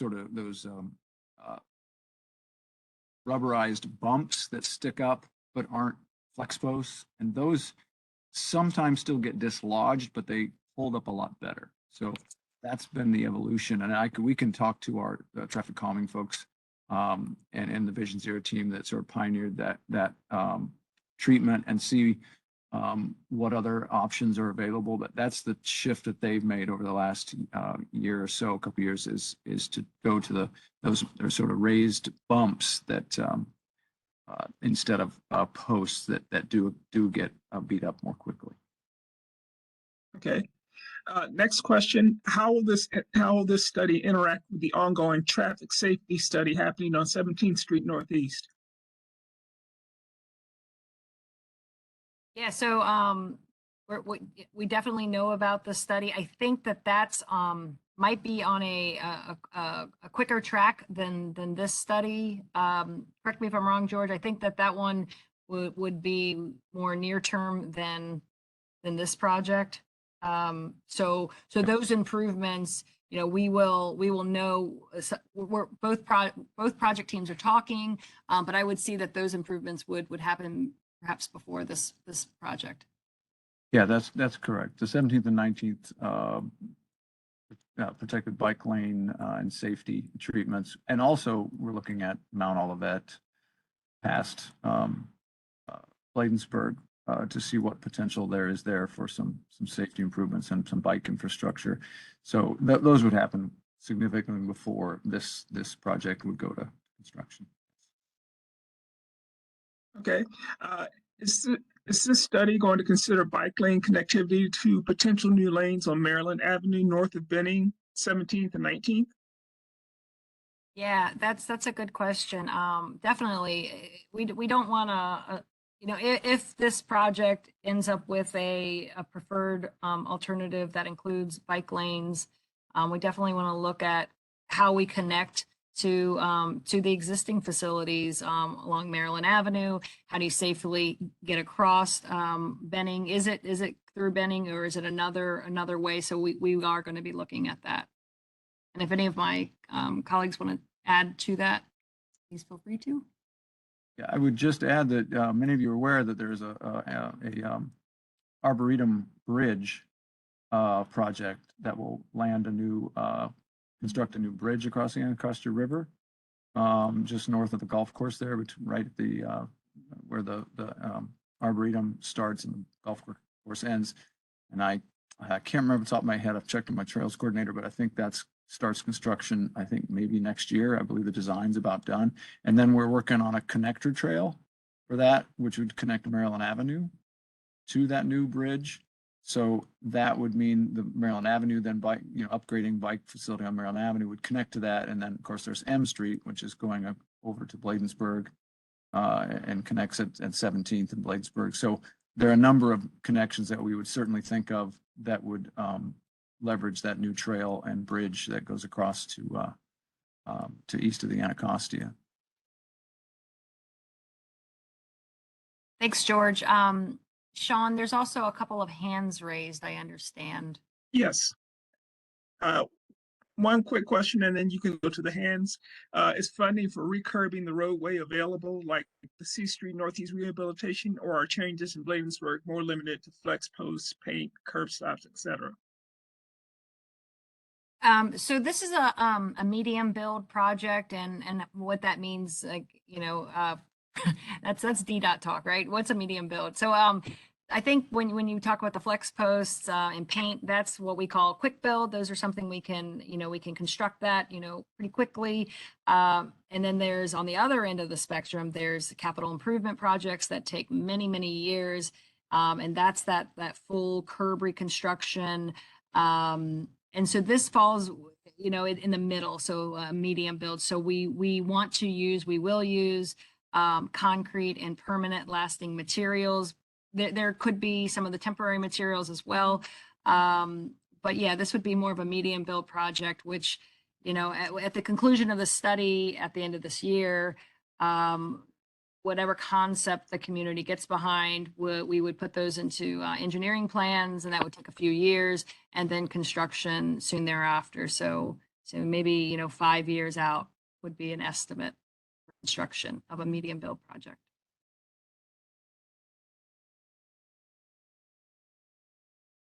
Okay. I don't see the hand raised on mine. I got this, Sean. Okay. Sean Nelson, you have a hand raised. You should receive a request to unmute now.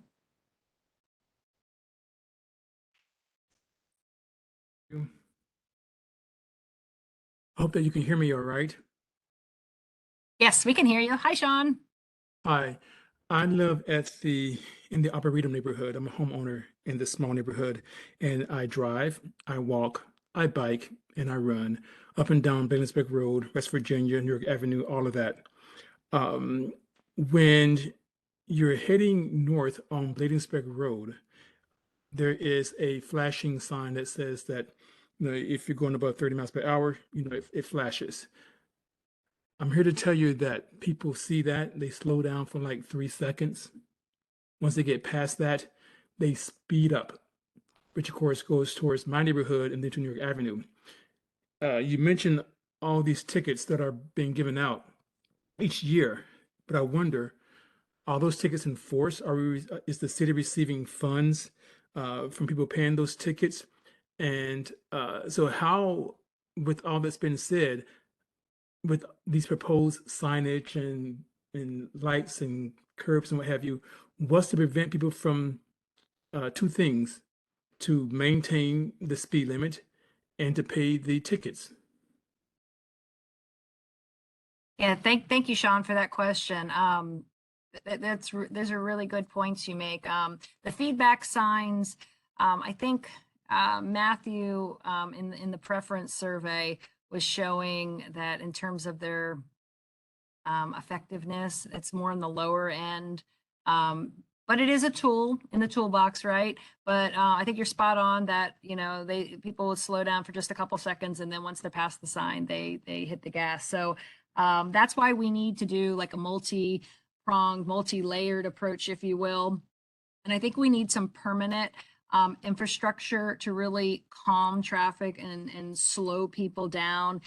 And that comes with like physically changing the roadway. Right now it's 6 lanes and a lot of sections. I think where you're describing by the Arboretum, it kind of feels like a highway. It's the vast stretches of straightaway, if you will.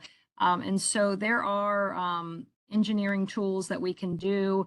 Some of the tools that Matthew went through, lane reconfiguration, like repurposing the lanes. If the traffic volumes are supporting that, we can, you could add a bike lane, for example, a protected bike lane.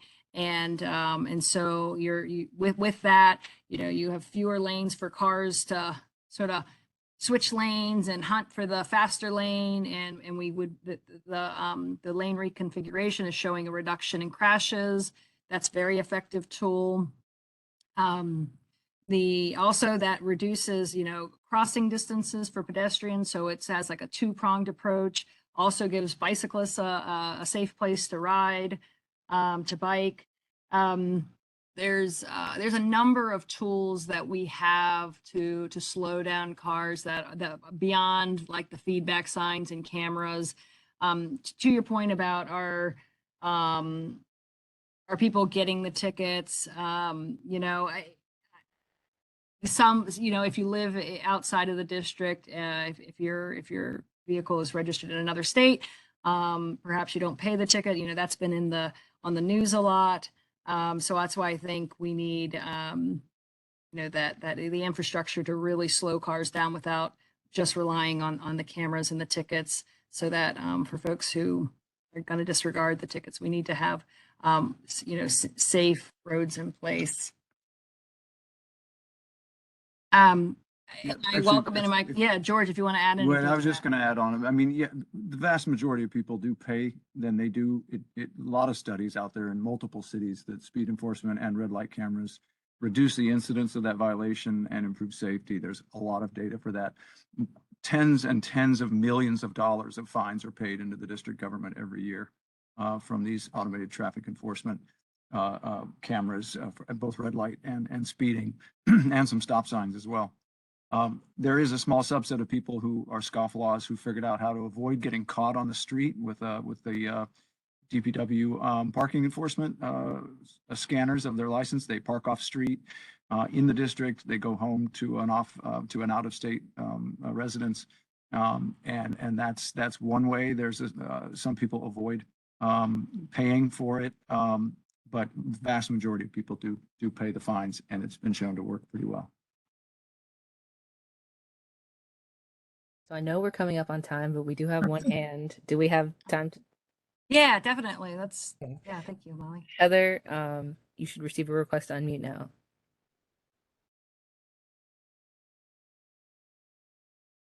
Very interesting presentation. I really look forward to looking at the slides. I'm assuming they're going to be on the website, correct? That's good. I do want to encourage DDOT, and this study project is not alone in trying to look at as wide a possible variety of intended audiences. It's really challenging because you need to talk about what you can do to the roads, and at the same time, the language, Dr. Meridian used to say industry language.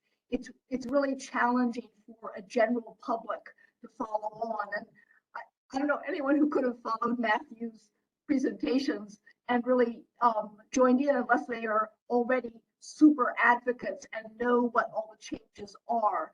So I just wanted, I think it's really tough, but I want to encourage you to continue to explore lots of different ways of interpreting, of getting public feedback. I'm not sure what the data from these preferences is really going to tell us, given a certain self-selected audience. But it's a wonderful meeting, and I'm learning a lot from the presentation. Thank you. Yeah, thank you, Heather. I appreciate your comments, and we'll continue to use plain language. And I'm always like a visual person. I always like to show, you know, if I'm saying something like this is what I'm showing. So we'll continue to work harder to make sure everyone understands what we're proposing and saying, so that they can, you know, be part of the conversation. And yeah, I can get this presentation tomorrow uploaded. So yep, you can take a look at it tomorrow. So thank you very much. Hey, Karen, throw in two more questions. One was, will this project be able to address projected traffic congestion anticipated from the new city development? And will a separate project for New York Avenue, Montana Avenue be proposed? So the first question is about traffic volumes from New York City development. Yes, we'll Yeah, for the new definitely city. be, yeah, we're definitely looking at those at that projected, and that development actually has to, you know, mitigate and make sure that their development is taking care of the additional traffic. And so that includes new roadways and signalization and things like that. And what was the other question? Actually, if I can, let me Oh. just jump in there on, so the new city, I believe they're building multiple bike lanes within the development that also connect across to T Street, so people can ride more easily to the Arboretum entrance on that side. And I believe Montana Avenue is supposed to get a protected bike facility as well. So there's already actually a number of bike infrastructure projects there. So it should be a nice multimodal development to begin with, and hopefully won't generate as much traffic. This is Ed. I believe in the FY 23 mayor's budget council reviewing now that New York and Montana Avenue, they had some potential funding. So we'll see if that sticks, but I believe there was some funding there. Thanks, Ed. All right.